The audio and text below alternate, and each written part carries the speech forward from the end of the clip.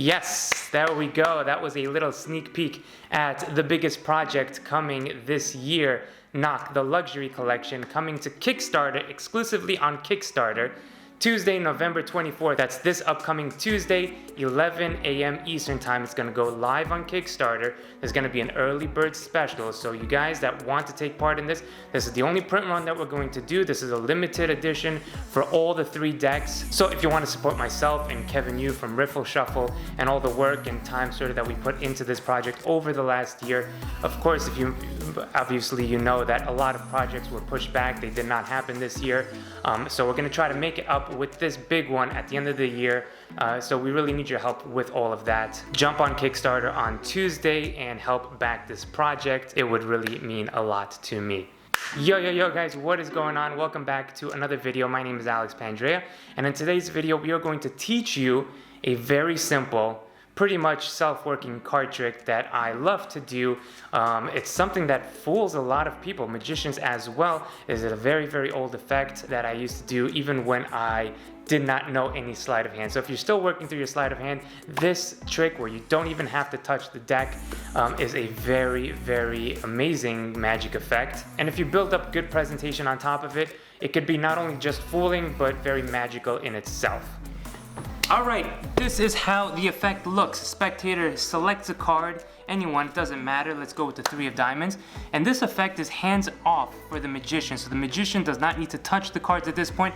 They could turn away, they could go into the other room as long as you can shout and hear each other. But what's going to happen is you're going to instruct the spectator while your head is turned or your back is turned to take the card, square up the cards, take the card, place it on top. They do that, alright? And you tell them to cut the cards anywhere they want. They cut the cards anywhere they want, and it's legit lost in the pack. Now you can turn back around and you say, look, you give it to the other spectator, you say somewhere inside of here is your card, but let's make it a little bit more lost in the pack. They cut it as many times as they want, and when they are happy, they stop and they turn the cards over, just like this, okay? Now from here, you have to find the card. This is a pick a card, find the card type of trick. So let's proceed to find the card.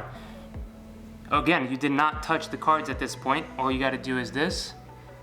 No idea what that is, but apparently that tells you the exact position of the selected card. In this case, yes, 8th from the top, 8th from the top. And you give the spectators to count. 1, 2, 3, 4, 5, 6, 7, the 8th card. What was the card? The 3 of diamonds, no way. Yes, we got it. And there we go, ladies and gentlemen, a miracle without touching the cards at all. How does he do it?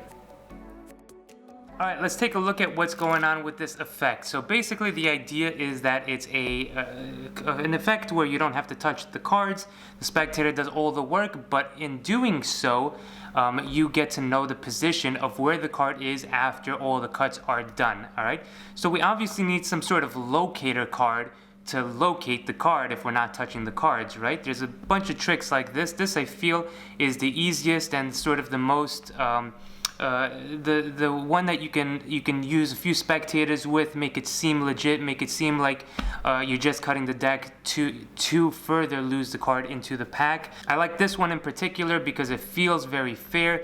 You turn your head around, you turn your back around for most of the effect. You give it to a few spectators to cut, so it really does feel natural and really lost into the pack without having to do any, sort of setup or slides or everything, even though there is a setup to begin with. So the setup is as follows. You're going to take out the ace through king of any suit and just stack them in this way. So ace, 2, 3, 4, 5, so you know how to count. All the way up to king, and you're gonna take this and just make sure that the ace is on top, then the 2 this way, so not the reverse way, right? So ace on top, 2, 3, 4, all the way to the king. You're gonna place this on the bottom of the deck, and that is your setup for this. Alright, you can also use a different setup. This is the easiest, I guess, and the most obvious for you as a magician to spot and then know the location of the cards, but you could set this up in any sort of which way that you want, as long as you have 13 cards or so of a stack. If you know the stack of it and you know the exact card, you could obviously use that as well, or other random cards, but this is just going to give you the numerical value of where the card is going to be after the cards are cut and lost into the pack. Alright, so that's the setup. and you have a card selected from the middle of the pack. All right, so let's say that's the card in this example. Now you're going to place the card on top, or rather you tell them to do so. Now of course you don't need to just give it to the spectator, have them do everything. You can do it yourself as well, but because it's a self-working card trick, you might as well get the spectator to place the card on top. So they take the card, show it around to everybody. You turn your head at this point. They place the card back on top of the pack, and you tell them to cut it into the middle of the deck. And they do so. So now it's really lost. But now here's what's happening. You're placing the stack of the 13 cards on top of the selected card. So now let's think of it logically right now so you could understand sort of the basics, the working behind it. If the card is here and the stack is on top, well then if we cut like this with the card on top, with the ace showing over here, the ace will represent one card away from the card, right? So if we cut it at this point and the ace is on top, then the card is on top. So the ace represents just the fact that it's one card away from the card. The 2 will represent that it's 2 cards away from the selected card. The 3 will represent that it's 3 cards away from the selected card, so on and so forth, all right? So what that means is that once you cut anywhere where there's one of the spades showing, because it's a 5 on the bottom, that will represent that it's 5 cards away. 1, 2, 3, 4, and 5. All right. Same thing happens if you're cutting to a 9. The 9 basically shows that the 9 cards, or 8 cards rather, 8, 7, 6, 5, 4, 3, 2, and ace are now above the selected card, and the 9th card is going to be the selection. All right. So I hope that makes sense. All right. So let's go back to here. This is the setup. Boom, turn away, and you have them cut the cards anywhere they want. So they cut the cards anywhere they want and they complete the cut, so now the card is in fact lost. Right? Now what you're going to need to do is when you turn back around, you turn the cards over, and I like to say, look, your card's somewhere here inside the center of the deck. Go ahead, cut it again so you make sure that it's somewhere lost even further.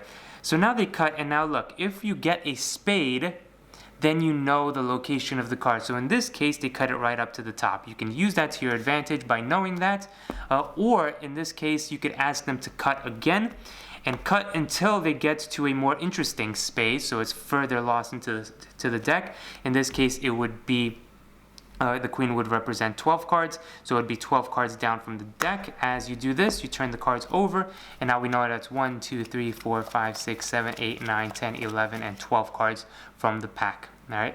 Now, what happens if they can't cut to a spade? Because this happens sometimes. You have your setup here. This goes on top of the deck. They cut. You turn the cards over, and they cut, and they don't hit a spade. Well, you tell them, just cut it again until you feel comfortable. And they do this, and they do this. See, now, eventually they're going to get to it the second, the third time.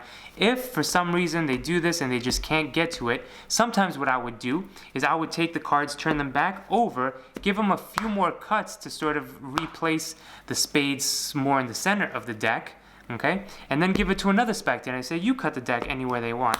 Right? And the chances are that obviously the more times you cut to it, the more chances that you're going to reach somewhere inside the center of that stack. Once you hit a spade, you turn them over and you say, look, I have no idea where the card is.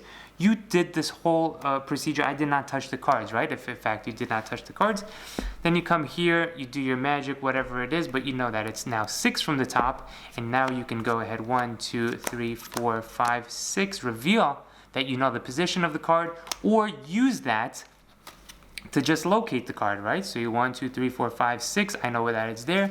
You can come here, you can go ahead, palm it off at this point, or do whatever you want. But it's just a very nice way to have a setup and know where the card is without touching the deck itself. Okay, so one more time, just another note to keep in mind when you do this.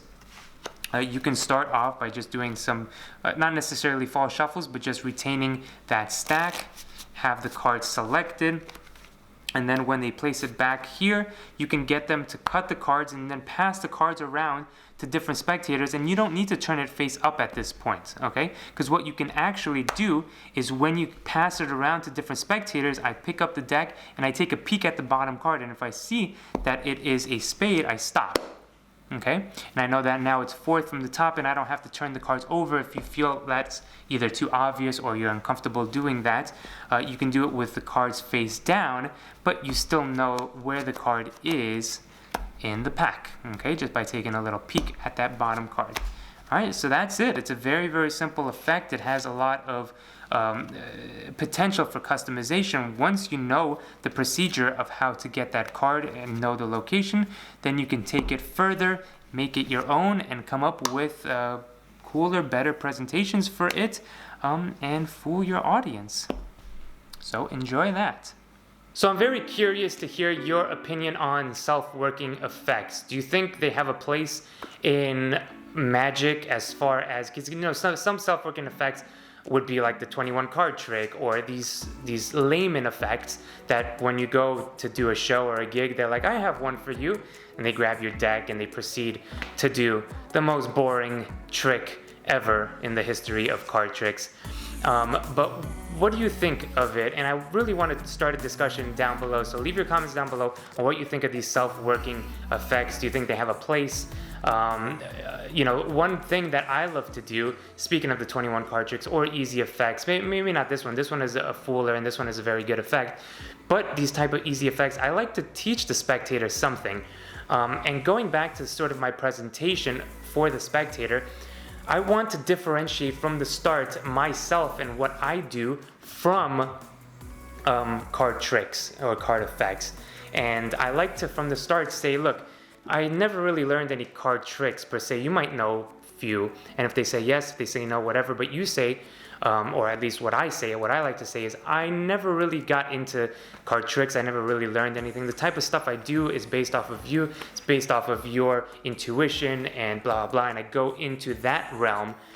Things might work, things might not work, taking a chance, you know, doing any card, any number, doing a stop trick, getting things wrong, right? Reading minds or doing a memorized deck. All of those sort of performance effects and ways of performing and presentational hooks that you can bring to your performance is different. I want it to feel different than your average pick a card, find the card trick, or your average easy self-working card tricks. So with that being said, I like to teach them something that I would say, and this is something that one of the first card, and I don't know a lot of card tricks, and I say that, and I don't know a lot of card tricks, but here is something that I learned when I was very little, and you know, you might find this interesting, but then proceed to show them something that is totally just on a different level. So that distinguishes you, it sets an example of distinguishing you from a card trick, right, that you can do, to what you do, all right? And that's one thing that I like to work with in performing. So let me know your thoughts below. I'm very curious to start a conversation, so leave your comments down below. Thank you very much for watching this video. Hit the like button, subscribe. We're almost at 200,000, and we will see you very shortly on the next video. Peace.